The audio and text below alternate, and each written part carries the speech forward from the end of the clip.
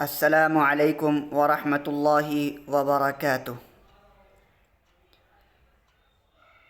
کل ہم نے ضمیر منفصل سیکھا۔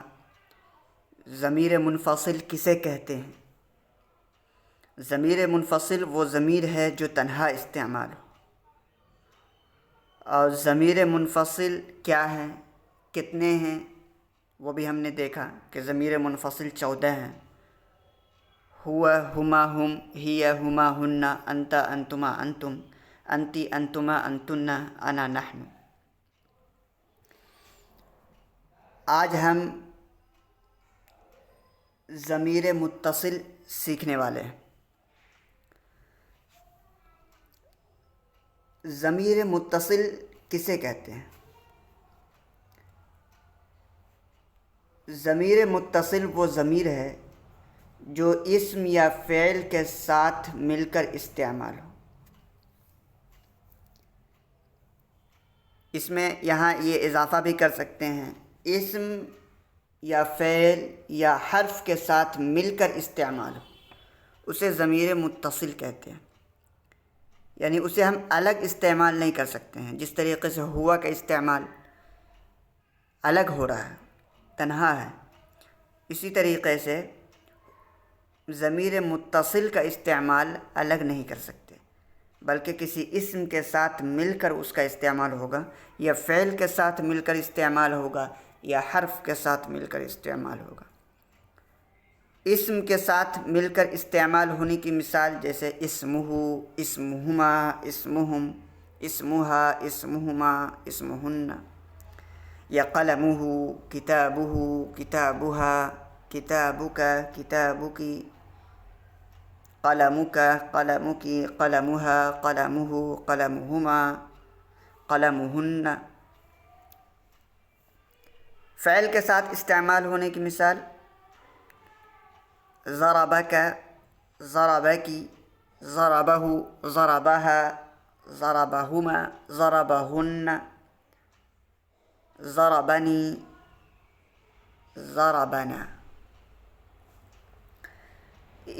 فعل کے ساتھ ہے۔ اور حرف کے ساتھ استعمال ہونے کی مثال جیسے لک، لکی، لہو، لہا، لہما، لہن، لی، لنا، یہ حرف کے ساتھ استعمال ہونے کی مثال ہے۔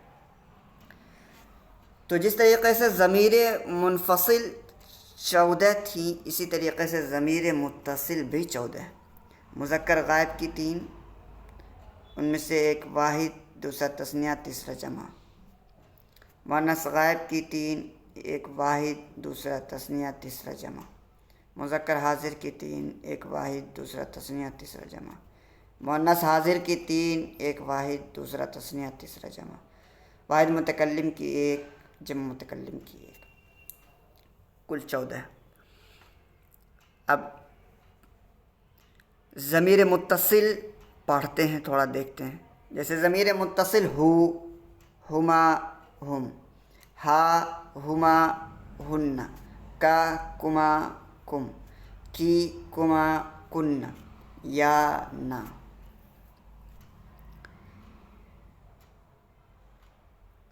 اس کا استعمال اگر ہم دیکھیں تو اس کا استعمال یوں ہے،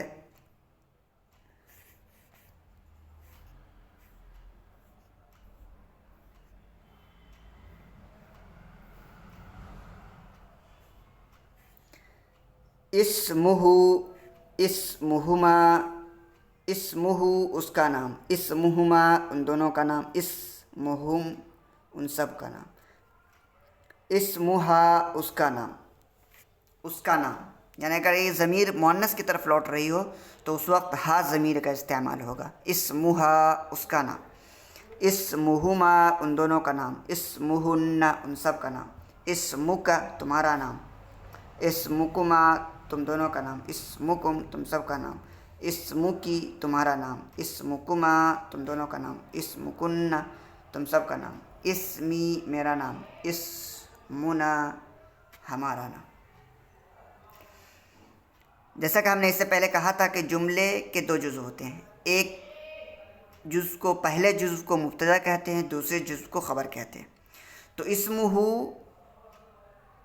یہ جملہ ابھی مکمل نہیں ہوا، یہ جملہ اسی وقت اس کا نام، کس کا نام؟ سننے والا یہ کہے گا کہ کس کا نام، یعنی بات پوری مکمل نہیں ہو رہی ہے، سننے والے کو اطمینان نہیں ہو رہا کہ یہ کہنا کیا چاہ رہا۔ تو اسمہ، اس کا نام، دوسرا جز ابھی نہیں آیا، دوسرا جز کا تذکرہ اگر ہم کریں گے تب یہ جملہ مکمل ہوگا، ابھی ایک ہی جز کا ذکر ہے۔ اسمہ خالد، اس کا نام خالد ہے۔ اب یہ بات مکمل ہوئی کہ بولنے والا یہ کہنا چاہتا ہے کہ اس کا نام خالد ہے۔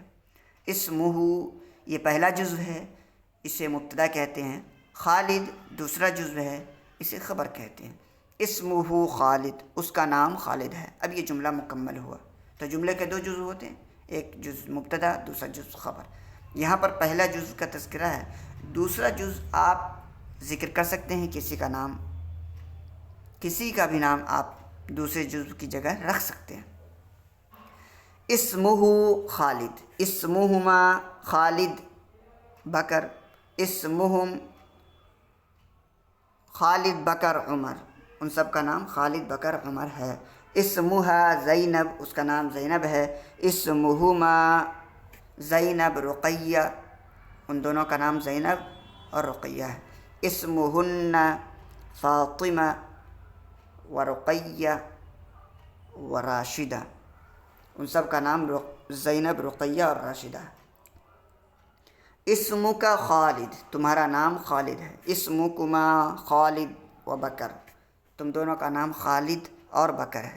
اسمکم خالد و بکر و عمر، تم سب کا نام خالد، بکر اور عمر ہے۔ اسمکی زینب، تمہارا نام زینب ہے۔ اسمکما زینب و رقیہ، تم دونوں کا نام زینب اور رقیہ ہے۔ اسمکن زینب و رقیہ و راشدہ، تم سب کا نام زینب اور رقیہ اور راشدہ ہے۔ اسمی خالد، میرا نام خالد ہے۔ مؤنث اگر ہے تو مؤنث کے لیے بھی استعمال ہو سکتا ہے یا ضمیر۔ اسمی زینب، میرا نام زینب ہے۔ اسی طریقے سے نا ضمیر بھی مذکر اور مؤنث دونوں کے لیے استعمال ہوگی، چنانچہ کہیں گے اسمنا خالد و بکر و عمر، ہمارا نام خالد، بکر اور عمر ہے۔ اور مؤنث کے لیے بھی استعمال ہو سکتی ہے ضمیر، اسمنا زینب رقیہ حامدہ، میرا نام زینب، ہمارا نام زینب، رقیہ اور حامدہ ہے۔ تو یہ تھی ضمیر متصل، ضمیر متصل کا استعمال، ضمیر متصل کی تعریف۔ امید ہے کہ آپ ضمیر متصل سمجھ گئے ہوں گے، اس کا استعمال بھی جان چکے ہوں گے۔ پھر بھی اگر سمجھ میں نہ آئے تو آپ ہم سے براہ راست پوچھ سکتے ہیں۔ آج کے لیے اتنا ہی۔ السلام علیکم ورحمۃ اللہ وبرکاتہ۔